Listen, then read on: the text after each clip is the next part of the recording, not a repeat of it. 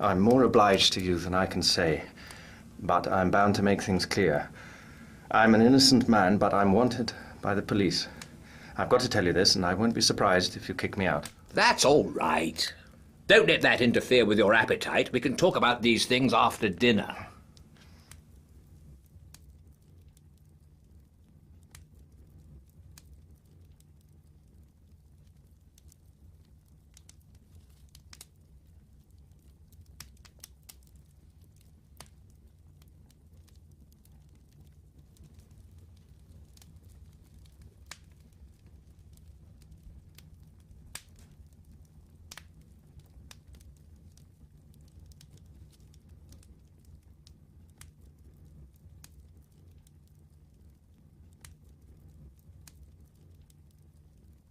I've obeyed Harry's instructions, and the bribe he offered me was that you would tell me something to wake me up.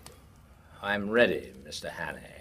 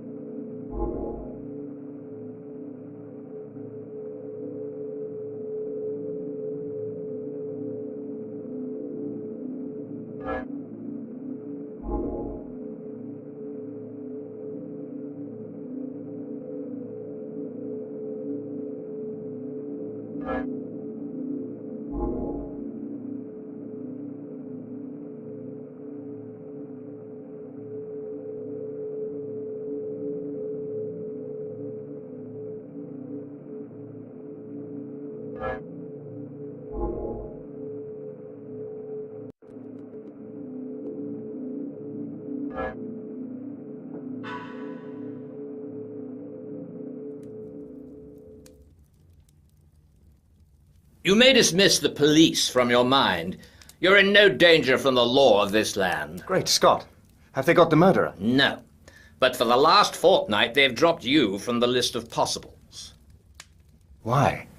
Principally because I received a letter from Scudder. I knew something of the man, and he did several jobs for me. He was half crank, half genius, but he was wholly honest. Trouble about him was his partiality for playing a lone hand. That made him pretty well useless in any secret service. A pity, for he had uncommon gifts. I think he was the bravest man in the world, for he was always shivering with fright, and yet nothing would choke him off. I had a letter from him on the 31st of May. But he had been dead a week by then. The letter was written and posted on the 23rd. He evidently did not anticipate an immediate decease. His communications usually took a week to reach me, for they were sent undercover to Spain and then to Newcastle. He had a mania, you know, for concealing his tracks.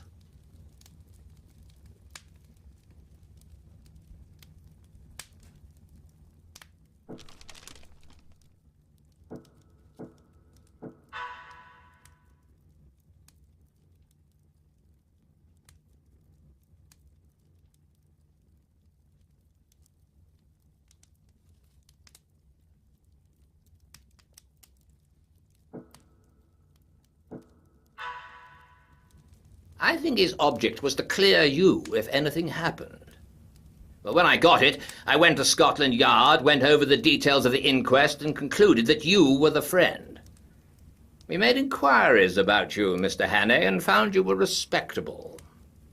I thought I knew the motives for your disappearance, not only the police, the other one, too. And when I got Harry's scrawl, I guessed at the rest. I've been expecting you any time this past week. Thank heavens. Now, let us have the little notebook.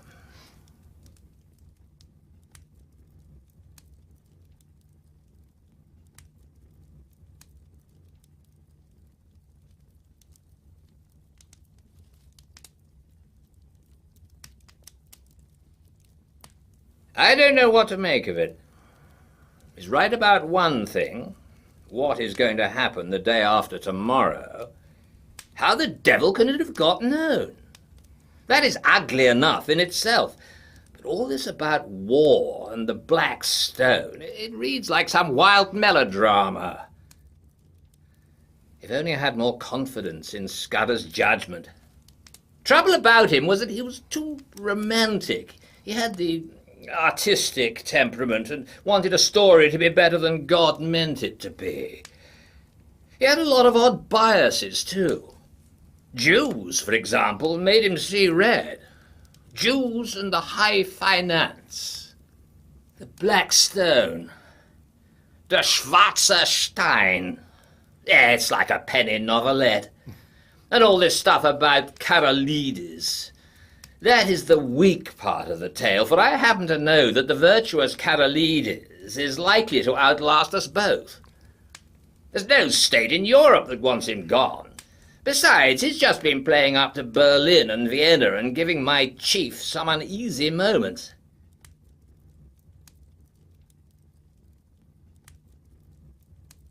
No.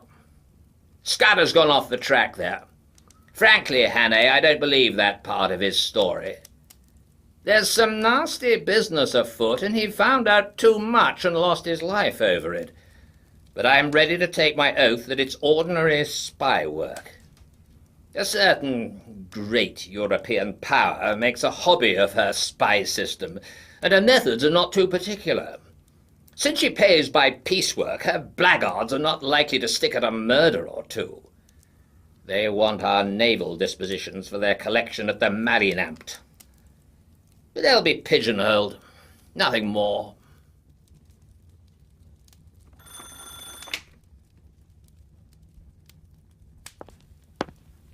There's a trunk call from London, Sir Walter.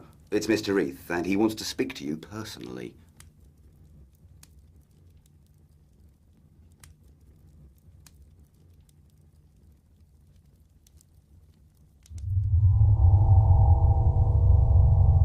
I apologize to the shade of Scudder.